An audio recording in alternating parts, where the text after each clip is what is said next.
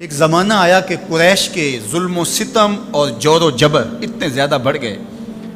کہ کمزوروں پر جو ظلم ڈھاتے تھے، زیادتی کرتے تھے، وہ دیکھے نہیں جاتے تھے۔ تو سیدنا صدیق اکبر شہر مکہ کو چھوڑ کر کے مکہ سے باہر جا رہے تھے۔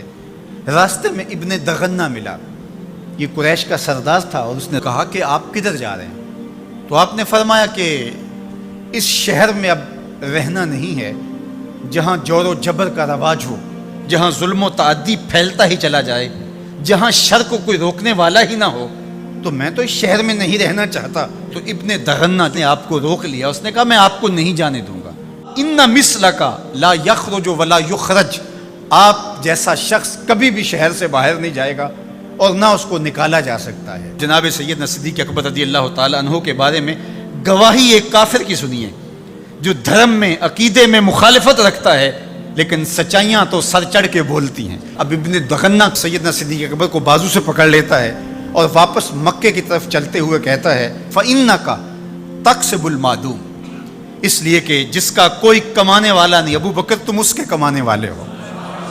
تم اگر تاجر ہو تو تمہارا مال تجارت جب بکتا ہے تو غریبوں کے چولہے جلتے ہیں، تو تم اگر چلے گئے تو غریبوں کے چولہے بجھ جائیں گے، شہر میں اندھیرا ہو جائے گا، لوگ فاقوں سے مر جائیں گے، تمہیں نہیں جانے دیں گے۔ دوسری بات وَتَصِلُ الرَّحِمَ، تم صلہ رحمی کرتے ہو، تمہارے رویوں کا جمال اور تمہارا طرز معاشرت اتنا خوبصورت ہے کہ لوگ رشتہ داروں کے ساتھ رویہ کیسے کرنا ہے تیری چوکھٹ پہ آ کے سیکھتے ہیں۔ تیسری بات وَتَحْمِلُ الْكَلَّ، جس کا کوئی بوجھ اٹھانے والا نہیں، ابو بکر اس کا بوجھ تم اٹھاتے ہو، اس کی ضرورت کو تم پورا کرتے ہو۔ وَتَقْرِي الضَّيْفَ،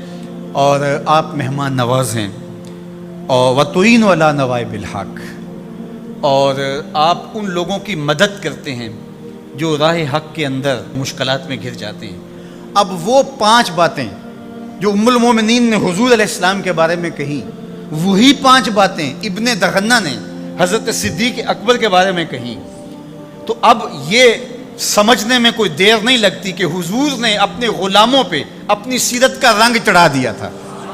اور ایسا پختہ رنگ تھا، ایسا پکا رنگ تھا جس کو کافر بھی دیکھ رہا ہے۔ وہ رنگ دور سے ہی دکھائی دیتا تھا کہ ابو بکر پہ بھی محمدی رنگ ہے، عمر پہ بھی محمدی رنگ ہے۔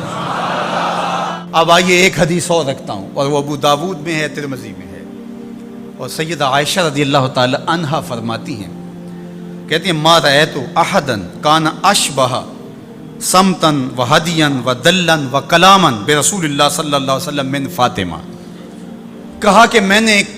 سیرت میں، صورت میں، عادات میں، طرز زندگی میں، انداز معاشرت میں حضور کے مشابہ فاطمہ سے بڑھ کر کسی کو نہیں دیکھا ہے۔ اگر حضور کی سیرت کا عکس کامل دیکھنا چاہتے ہو، اگر حضور کے جمال کا نقشہ مکمل دیکھنا چاہتے ہو، اگر محمد عربی کی تصویر دیکھنا چاہتے ہو، تو وہ فاطمہ بنت محمد ہے صلی اللہ علیہ وسلم۔ ابو بکر صدیق حضور کے رنگ میں رنگے ہوئے، سیدہ فاطمہ حضور کے رنگ میں رنگی ہوئی ہیں، اور وہ بھی حضور کی تربیت کا عکس ہیں، اور یہ بھی تربیت کا عکس ہیں۔ وہ بھی حضور کا رنگ اور یہ بھی حضور کا رنگ، اور دونوں ایک ہی سینے سے پھوٹتی ہوئی شعائیں، ایک ہی چمن کے مہکتے ہوئے 2 پھول، ایک کا نام فاطمہ ہے اور دوسرے کا نام ابو بکر ہے۔ اور اگر کوئی انگلی اٹھاتا ہے سیدنا ابو بکر پہ تو وہ حضور کی تربیت میں نقص نکالتا ہے، اور اگر سیدہ فاطمہ تو زہرا پہ کوئی بات کرتا ہے تو وہ بھی سوچے بات کہاں تک جا رہی ہے۔ اس امت کو الجھا دیا گیا، اہل بیت اور صحابہ کو الگ الگ خانوں میں بانٹ کر کے اس انداز کے ساتھ پیش کیا گیا کہ جس طرح اہل بیت کے ماننے والے اور ہوتے ہیں اور اصحاب رسول کے ماننے والے اور ہوتے ہیں۔ ہماری محبتوں کا مرکز ذات رسالت مآب صلی اللہ علیہ وسلم ہے۔ اللہ کی محبت مقصود شریعت ہے،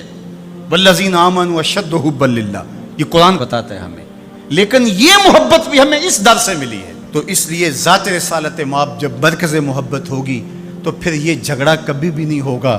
کہ میں اہل بیت کو مانتا ہوں اور صحابہ کو نہیں مانتا، میں صحابہ کو مانتا ہوں، اہل